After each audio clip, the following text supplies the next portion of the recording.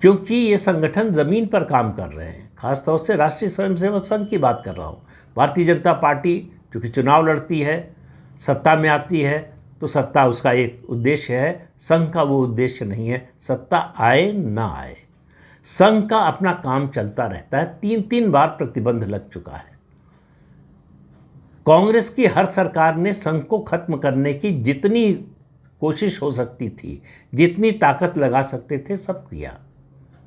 संघ खत्म होना तो दूर, कम होना तो दूर, और शक्तिशाली होता गया।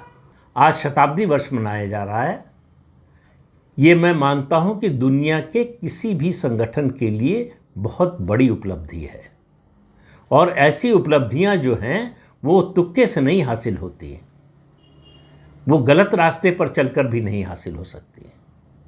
जब तक समाज के लिए आप कोई सकारात्मक काम नहीं करेंगे, जब तक आप समाज के लिए कोई कंस्ट्रक्टिव काम नहीं करेंगे, जब तक आपके मन में देश के प्रति प्रेम की भावना नहीं होगी, राष्ट्रवाद की भावना नहीं होगी, तब तक ये सफलता आपको नहीं मिल सकती जो राष्ट्रीय स्वयंसेवक संघ को मिली है।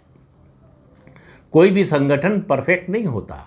मैं ये नहीं कहूँगा कि संघ में कोई कमी नहीं है, लेकिन आप ये भी तो सोचिए कि आखिर क्या कारण है कि 100 साल में राष्ट्रीय स्वयंसेवक संघ की स्वीकार्यता देश में लगातार बढ़ती गई है। तो जाहिर है कि लोग उनके अच्छे पक्ष को देख भी रहे हैं, सराह भी रहे हैं और जुड़ भी रहे हैं। जब किसी व्यक्ति या संगठन में 100 में 90 अच्छाइयाँ हों और 8-10 बुराइयाँ हों, तो लोग उन बुराइयों की तरफ नहीं देखते हैं। जो अच्छा है उसकी तरफ देखते हैं, जो सकारात्मक है उसकी तरफ देखते हैं।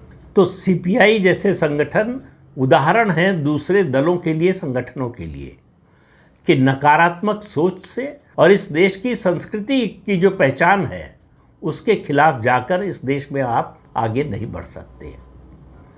भारत में रहकर कोई संगठन, कोई नेता, कोई व्यक्ति अगर वो सार्वजनिक जीवन में आगे बढ़ना चाहता है तो वो हिंदुत्व को नकार के या हिंदुत्व के खिलाफ खड़ा होकर या भारतीय संस्कृति के खिलाफ खड़ा होकर आगे नहीं बढ़ सकता।